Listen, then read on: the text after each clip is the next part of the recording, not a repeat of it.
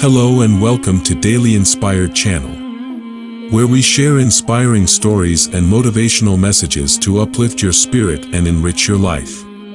Today's story is called Footprints in the Sandalwood Forest, and it's about the journey of Ananda, a disciple of Buddha, who learned the true meaning of the Dharma, the truth, and the Buddha. The story begins with Ananda and Buddha walking through a sandalwood forest, on their way to a village where they were invited to teach. Ananda was a young monk who had left his family and friends to follow Buddha and learn from him. He was curious, eager, and devoted, but he also had many doubts, fears, and attachments. He wanted to understand the Dharma, the teachings of Buddha, but he also struggled with the challenges of the worldly life.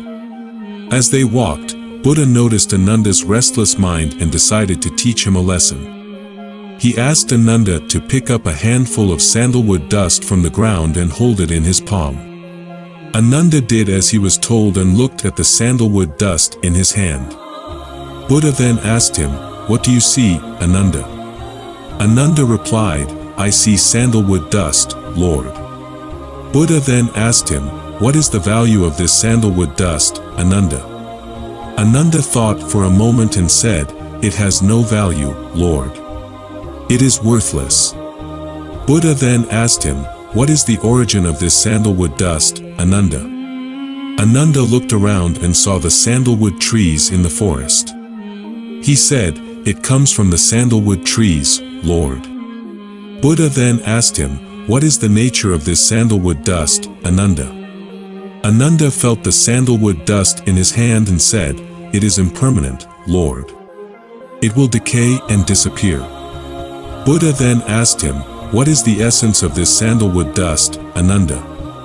Ananda was puzzled and said, "I don't know, Lord. What is it?" Buddha then said, "It is empty, Ananda. It has no essence, no self, no identity. It is just a form of matter, a product of causes and conditions, a manifestation of the mind. It is not different from you, Ananda, or from me, or from anything else in the world. Everything is empty, Ananda. Everything is the Dharma." Ananda was stunned and speechless. He could not comprehend what Buddha had said. He felt a surge of confusion, fear, and doubt in his mind. He wondered, how can everything be empty?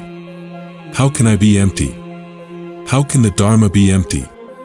How can the Buddha be empty? What does it all mean? He wanted to ask Buddha more questions, but he did not dare to. He felt ashamed and unworthy of his master's wisdom. He closed his hand and dropped the sandalwood dust on the ground. He bowed his head and followed Buddha silently, hoping to find some answers along the way.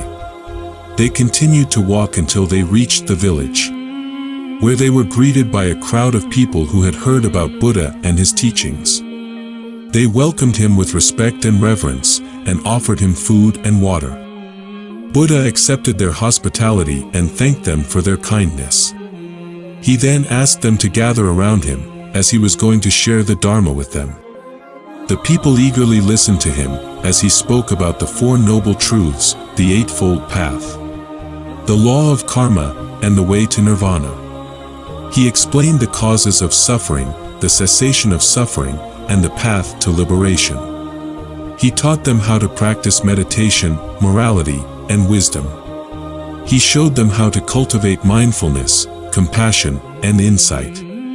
He revealed to them the nature of reality, the impermanence of phenomena, and the emptiness of self. The people were amazed and inspired by his words. They felt a sense of clarity and understanding, a sense of joy and peace, a sense of freedom and happiness. They asked him many questions, and he answered them with patience and skill. He dispelled their doubts, resolved their problems, and enlightened their minds. He gave them the gift of the Dharma, the gift of the truth, the gift of the Buddha. Ananda was also listening to Buddha's teachings, and he felt a deep admiration and gratitude for his master. He realized how fortunate he was to have met him, to have learned from him, and to have walked with him. He saw how Buddha's words touched the hearts of the people, how his presence transformed the atmosphere of the village, and how his footprints left a lasting impression on the earth. He also noticed that some of the people were looking at him with curiosity and respect. They wondered who he was, what his role was, and what his relationship was with Buddha. They asked him about his name, his age, and his background. They asked him about his experience, his practice, and his realization. They asked him about his journey, his destination, and his purpose. Ananda answered their questions with humility and honesty. He told them that he was a disciple of Buddha, a follower of the Dharma, and a seeker of the truth. He told them that he was a young monk who had renounced the worldly life, a curious student who had learned a lot from his master, and a faithful companion who had accompanied him on his travels. He told them that he was on a journey of discovery, a journey of transformation, and a journey of liberation. He also shared with them some of the stories of his adventures, his challenges, and his insights. He told them how he had met Buddha, how he had joined his order, and how he had become his attendant. He told them how he had witnessed Buddha's miracles, how he had heard his discourses, and how he had seen his enlightenment. He told them how he had faced dangers, how he had overcome obstacles, and how he had attained peace. The people were fascinated and moved by his stories. They felt a sense of admiration and affection, a sense of curiosity and interest, a sense of connection and friendship. They thanked him for his generosity and sincerity, and praised him for his courage and wisdom. They regarded him as a role model, a teacher, and a friend. They saw him as a reflection of the Dharma, a reflection of the truth, a reflection of the Buddha. Ananda was touched and surprised by their reactions. He felt a sense of appreciation and gratitude, a sense of wonder and delight, a sense of love and compassion. He realized how much he had grown, how much he had learned, and how much he had changed. He realized that he was no longer the same person who had left the monastery, who had walked through the forest, and who had arrived at the village. He realized that he had walked with the Dharma, walked with the truth, and walked with the Buddha. He smiled and thanked the people for their attention and support. He continued to share the Dharma with them, following his master's example, until the sun set and the moon rose. The end. This is the end of the story, and I hope you enjoyed it. I hope it inspired you to learn more about the Dharma, the truth, and the Buddha. I hope it motivated you to follow the path of wisdom, compassion, and liberation. I hope it reminded you that you are not alone, that you have a friend, and that you have a teacher.